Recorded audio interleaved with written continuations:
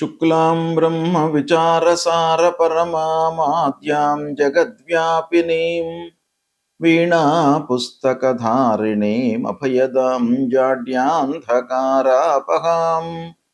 హస్తే స్ఫాటికమాలికాం విదధతీం పద్మాసనే సంస్థితాం వందే తాం పరమేశ్వరీం భగవతీం బుద్ధిప్రదాం శారదాం. శ్రీ మహాగణాధిపతయే నమః.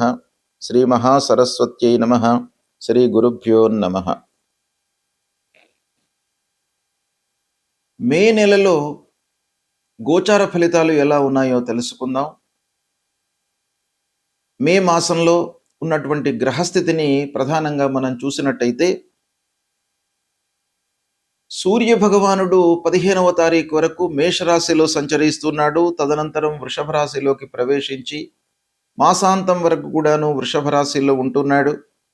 కుజుడు 12వ తారీఖు వరకు మీనంలో సంచరిస్తున్నాడు.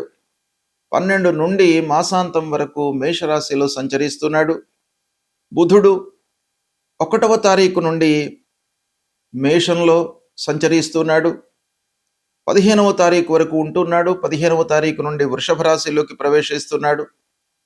29వ తారీఖు వరకు వృషభంలో ఉంటున్నాడు. 29 నుండి మాసాంతం మిథున రాశిలో ఉంటున్నాడు బుధుడు.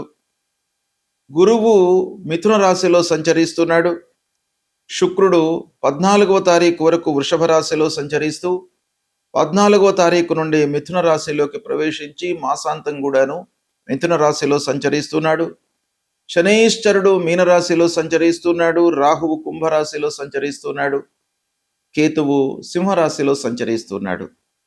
ఈ విధంగా ఈ మే నెలలో గ్రహస్థితి ఈ 8 ముఖ్యమైనటువంటి గ్రహాల యొక్క సంచారము ఉంది. దీన్ని ప్రధానంగా చేసుకొని 12 రాసుల వారికి గోచార ఫలితాలు ఎలా ఉన్నాయో తెలుసుకుందాం. ధనుస్సు రాశి జాతకులకు మే మాసంలో గోచార ఫలితాలు ఎలా ఉన్నాయో తెలుసుకుందాం.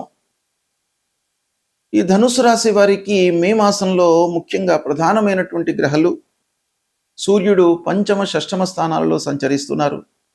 5వ స్థానం ప్రతికూలంగా ఉంటుంది. 6వ స్థానంలో మీకు అనుకూలమైనటువంటి ఫలితాలు సూర్యుడు ఇవ్వబోతున్నాడు. ఇక కుజుడు ప్రతికూలంగా ఉన్నాడు. అర్ధాష్టమ 5వ స్థానాలలో సంచరిస్తున్నాడు. బుధుడు మట్టుకు 5వ, 6వ, 7వ స్థానాలలో అనుకూలంగా ఉన్నాడు. గురువు 7వ స్థానంలో మీకు చాలా అనుకూలంగా ఉన్నాడు ఈ మే మాసంలో. శుక్రుడు 7వ స్థానంలో ప్రతికూలంగా ఉన్నాడు. శనైశ్చరుడు అర్ధాష్టమ స్థానంలో మిమ్మల్ని ఇబ్బంది పెడుతున్నాడు. అర్ధాష్టమ స్థానం 4వ స్థానం మనకు సంతోషము, మానసిక ధైర్యం లేకుండా చేసేటువంటి అవకాశాలు ఉంటాయి. ఇకపోతే రాహువు మట్టుకు 3వ స్థానంలో ఉన్నాడు, చాలా అనుకూలంగా ఉన్నాడు. కేతువు భాగ్యస్థానంలో ప్రతికూలంగా ఉన్నాడు. ఈ విధంగా గ్రహస్థితి ఉంది. ఓవరాల్గా మనం చూసినట్టయితే గురువు మూలకంగా మీకు చాలా మంచి ఫలితాలు కలుగుతాయి. బుధుడు రాహువు కూడాను బాగా ఉన్నారు కాబట్టి కొంత మంచి ఫలితాలే ఉండే అవకాశాలు ఉన్నాయి. అయితే శని మూలకంగా కొన్ని ఇబ్బందులు తప్పవు. మరి ఓవరాల్గా మనం చూసినట్టయితే ఈ ధనుసు రాశి వారికి గురువు 7వ స్థానంలో సంచరిస్తున్నాడు. అంటే రాశ్యాధిపతి గోచార రీత్యా అనుకూలంగా ఉండడము అది చాలా పెద్ద ఎస్సెట్ అన్నమాట ఈ రాశి వారికి. అంటే ధనుస్సు రాశికి గురువు అధిపతి. అలాంటి గురువు 7వ స్థానంలో గోచార రీత్యా సంచరిస్తున్నాడు. అంటే శుభ స్థానంలో ఉన్నాడు కాబట్టి మీకు బాగా కలిసి వచ్చేటువంటి అవకాశాలు ఉన్నాయి. ప్రారంభించినటువంటి పనుల లోపల సత్ఫలితాలు సకాలంలో మీరు పూర్తి చేస్తారు. తద్వారా లాభదాయకమైనటువంటి ఫలితాలు ఉండే అవకాశాలు బాగా కనబడుతున్నాయి. ఇకపోతే పార్ట్నర్షిప్లో చేస్తున్నటువంటి వ్యాపారస్తులకు కూడాను ఈ మే మాసము బాగా అనుకూలంగా ఉంది. దాన్ని సద్వినియోగపరచుకోండి. ఎలా అనంటే భాగస్వాములతో మీరు ప్రతి విషయాన్ని కూడాను చర్చించండి. మీ ఒపీనియన్ను ఎక్స్చేంజ్ చేసుకోండి. తద్వారా మీకేమవుతుంది, వ్యాపారంలో ఉన్నటువంటి ఒక అవగాహన ఏర్పడుతుంది.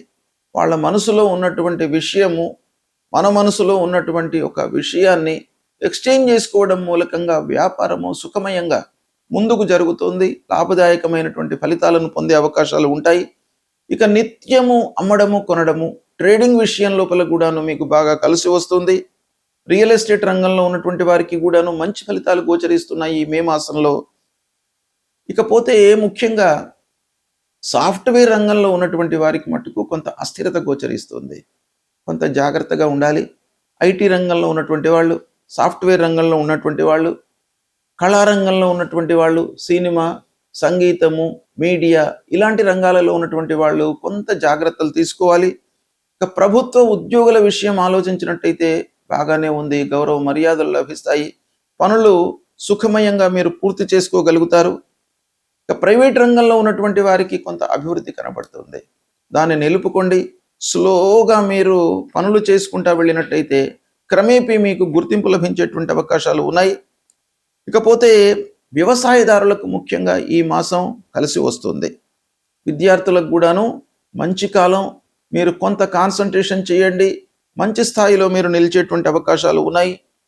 విదేశీ ప్రయాణాలు, విదేశంలో చదువుకోవడానికి వెళ్ళడానికి ప్రయత్నం చేస్తున్నటువంటి వాళ్ళకు కూడాను మంచి అవకాశాలు ఉన్నాయి. ఆరోగ్యం బాగా ఉంటుంది. చిన్న చిన్న సమస్యలే కనబడుతున్నాయి కనుక ఓవరాల్గా మీరు ఆ గురు భగవానుడి యొక్క అనుకూలత ఉంది కనుక దాన్ని మీరు సద్వినియోగపరుచుకున్నట్టయితే సత్ఫలితాలను పొందుతారు. వివాహ ప్రయత్నంలో ఉన్నటువంటి వారికి కూడాను ఈ మాసంలో వివాహం నిశ్చయమవుతుంది. సంతానము కొరకై ఎదురు చూస్తున్నటువంటి వారికి కూడాను ఈ మాసంలో వాళ్ళు కన్సీవ్ అయ్యేటువంటి అవకాశం కూడాను ఒక పక్కన బాగా కనబడుతుంది. పిల్లల విషయంలో అభివృద్ధి కనబడుతుంది కనుక పిల్లల విషయంలో మీ వైపు నుంచి కూడాను కొంత కాన్సన్ట్రేట్ చేయండి. వాళ్ళ సెటిల్మెంటు, ఉద్యోగము ఇలాంటి విషయాలలో మీరు కొంత కాన్సన్ట్రేషన్ చేసినట్టయితే మీకు ఇంకా మంచి ఫలితాలు కలిగేటువంటి అవకాశాలు ఉన్నాయి. కోర్టు విషయంలో విజయం కలుగుతుంది. శత్రువులపై మీరు విజయాన్ని పొందుతారు. ఈ విధంగా ధనుస్సు రాశి వారికి శని ప్రతికూలంగా ఉన్నప్పటికీ రాస్యాధిపతి యొక్క అనుకూలత బాగా ఉంది కాబట్టి ఈ మాసంలో మీకు మంచి ఫలితాలు కలిగేటువంటి అవకాశాలు ఉన్నాయి. సద్వినియోగపరచుకోండి. గ్రహస్థితి ప్రతికూలంగా ఉన్నప్పుడు మనము చేయవలసినటువంటి కర్తవ్యం ఏంటంటే పరిహారాలు చేసుకోవడము, భగవంతుడి యొక్క అనుగ్రహాన్ని పొందడము. ఈ క్రమంలో పరిహారము అనగానే ఆ గ్రహానికి సంబంధించినటువంటి జపము, దానము ఇవి చేసుకోవడము. ప్రథమంగా సూర్యుడు ప్రతికూలంగా సంచరిస్తున్నటువంటి సమయం లోపల మనం ఏం చేయాలి? సూర్య భగవానుడికి సంబంధించినటువంటి మూల మంత్రాన్ని మనం జపించుకోవాలి. మీకు ఎన్నిసార్లు వీలైతే అన్నిసార్లు జపించుకోవచ్చును. కనీసము ఒక 10 సార్లు. జపా కుసుమ సంకాశం కాశ్యపేయం మహద్యుతిం తమూరిం సర్వపాపఘ్నం ప్రణతోస్మి దివాకరం అనేటువంటి మూల మంత్రాన్ని ప్రతినిత్యం కూడాను చదువుకోండి. ఆదిత్య హృదయము ప్రధానంగా మీరు స్తోత్ర పారాయణం చేసినట్టయితే సూర్య భగవానుడి యొక్క అనుగ్రహము మీకు లభిస్తుంది. తద్వారా ఆరోగ్యము, మీ లోపల ఒక సంతోషము, ఆనందము, శారీరక రుగ్మతలు లేకుండా ఉండడము ఇలాంటివన్నీ కూడాను ఆ సూర్య భగవానుడి మూలకంగా మీకు సమకూరుస్తుంది. కాబట్టి సూర్యుడికి సంబంధించినటువంటి చేయండి. గాయత్రి ఉపాసన చేయండి. సూర్య నమస్కారాలు చేయండి. సూర్యుడికి అర్ఘ్యప్రదానం చేయండి. ఇవి చేసినట్టయితే మీకు ఆరోగ్య సమస్యలు లేకుండా ఉంటాయి. ఆరోగ్యమే మహాభాగ్యం కాబట్టి సూర్యుడి యొక్క సంచారము మన పైన చాలా ప్రభావాన్ని చూపిస్తుంది. డైరెక్ట్గా మనకు ఆరోగ్యం పైన, ఆరోగ్యం ద్వారా మిగతావన్నీ కూడాను లింక్ అయి ఉంటాయి. కాబట్టి ప్రథమంగా ఆరోగ్యానికి ఉండడానికి సూర్య భగవానుణ్ణి మీరు సంతృప్తి కొరకై ఈ స్తోత్ర పారాయణం చేసుకోండి. అదేవిధంగా అంగారకుడు ప్రతికూలంగా ఉన్నప్పుడు అంగారకుడు 3, 6, 11 స్థానాల లోపలనే మనకు అనుకూలమైనటువంటి ఫలితాలను ఇస్తాడు. కనుక అంగారకుడు ప్రతికూలంగా ఉండడానికే ఎక్కువ అవకాశాలు ఉంటాయి. కాబట్టి అంగారకుడిని ప్రీతి చేసుకోవడానికై, అంటే కుజగ్రహమును ప్రీతి చేసుకోవడానికై అధిష్టాన దేవత అయినటువంటి ఆ సుబ్రహ్మణ్య స్వామిని పూజించండి. సుబ్రహ్మణ్య స్వామిని పూజించడం మూలకంగా మీ లోపల కోపోద్రేకాలు, అసహనము ఇవి లేకుండా ఒక సమతుల్యతతో మీ మానసిక స్థితి ఉండేటట్టుగా ఆ భగవంతుడి యొక్క అనుగ్రహం కలుగుతుంది. కాబట్టి ఆ సుబ్రహ్మణ్య స్వామిని కొలవండి.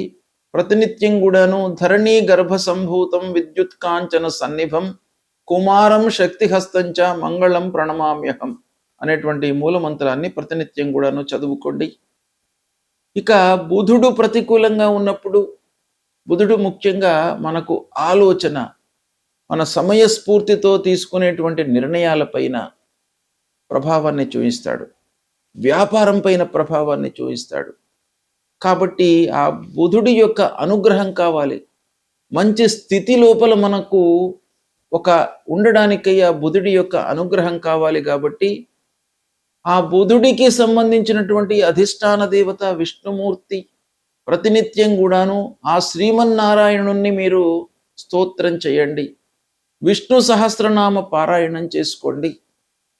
ఒకవేళ మీకు విష్ణు సహస్రనామ పారాయణం చేసుకోవడానికి సమయం లేనట్టయితే ఒక శ్లోకం అందులో నుండి వనమాలి గదీ శారంగి శంకీ చక్రీ చ నందకి శ్రీమాన్ నారాయణోర్ విష్ణు వాసుదేవోభిరక్షతు అనేటువంటి ఆ మూల మంత్రాన్ని ప్రతినిత్యం కూడాను చదువుకోండి. గురు భగవానుడు గురుగ్రహము ప్రతికూలంగా ఉన్నప్పుడు మనం ఏం చేయాలి? మూల మంత్రాన్ని ప్రతినిత్యం కూడాను చదువుకోండి. దేవానాంచ ఋషీణాంచ గురుంకాంచన సన్నిభం వందనీయం త్రిలోకానాం తం నమామి బృహస్పతిం అనేటువంటి మూల మంత్రాన్ని చదువుకోండి. సద్గురువులను సందర్శించుకోండి. మాతాపితృవులను సేవించండి. తద్వారా మీకు ఆ గురు భగవానుడి యొక్క అనుగ్రహం లభిస్తుంది. ఇక శుక్రుడు మనకు సంతృప్తిని, ఆనందాన్ని ఇచ్చేటువంటి గ్రహము. కాబట్టి శుక్రుడి ప్రీతికై మహాలక్ష్మి అమ్మవారిని మీరు పూజించండి. తద్వారా మీకు అనుకూలత కలుగుతుంది. ఇక ప్రధానమైనటువంటి గ్రహము శనీశ్వరుడు. శని ప్రతికూలంగా ఉన్నప్పుడు తప్పకుండా పరిహారాలు చేసుకోవాలి. నీలాంజన సమాభాసం రవిపుత్రం యమాగ్రజం ఛాయా మార్తాండ సంభూతం తం నమామి శనీశ్వరం అనేటువంటి మూలమంత్రాన్ని ప్రతినిత్యం కూడాను జపించండి. హనుమాన్ చాలీసా పారాయణం చేయండి. నల్లని నువ్వులు, ఇనుప ముక్క, నల్లని నువ్వులతో చేసినటువంటి నూనెను మీరు దానంగా ఇవ్వండి. లేదా నవగ్రహాల లోపల పశ్చిమ దిశలో ఉండేటువంటి ఆ శని గ్రహాన్ని తైలాభిషేకం చేసి కాళ్ళు గడుక్కొని దాని తర్వాత మళ్ళీ ఆంజనేయ స్వామి దర్శనం చేసుకోండి. అలా చేసుకున్నట్టయితే మీకు శని భగవానుడి యొక్క అనుగ్రహం లభిస్తుంది. ఇక రాహువు ప్రధానమైనటువంటి గ్రహము. మన లోపల భయభ్రాంతులను క్రియేట్ చేసేటువంటి గ్రహము. తెలియకుండా ఒక ఇల్యూజన్కు గురి చేసేటువంటి గ్రహము. కాబట్టి రాహు ప్రీత్యర్థమై అమ్మవారిని దర్శించుకోండి. దుర్గామాత యొక్క అనుగ్రహాన్ని పొందండి. అర్ధకాయం మహావీర్యం చంద్రాదిత్య విమర్దనం సింహికా గర్భ సంభూతం తం రాహుం ప్రణమామ్యహం అనేటువంటి మూల మంత్రాన్ని ప్రతినిత్యం కూడాను చదువుకోండి. ఇక కేతువు మన లోపల ఒక విరక్తిని క్రియేట్ చేసేటువంటి గ్రహం.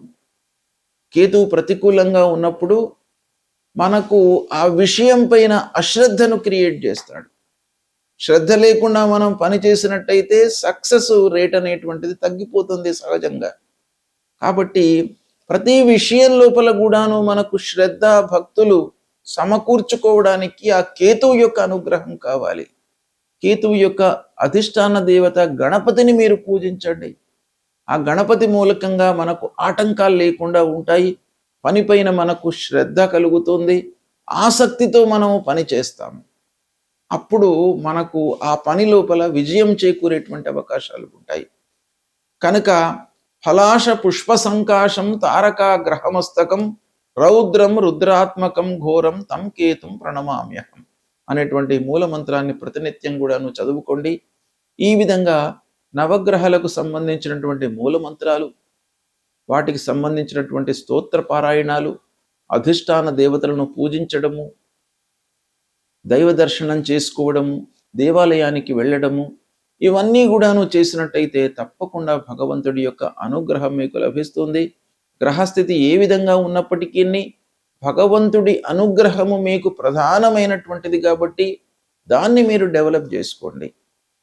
దేవాలయానికి వెళ్ళండి, మీకు సత్ఫలితాలు కలుగుతాయి. శుభం.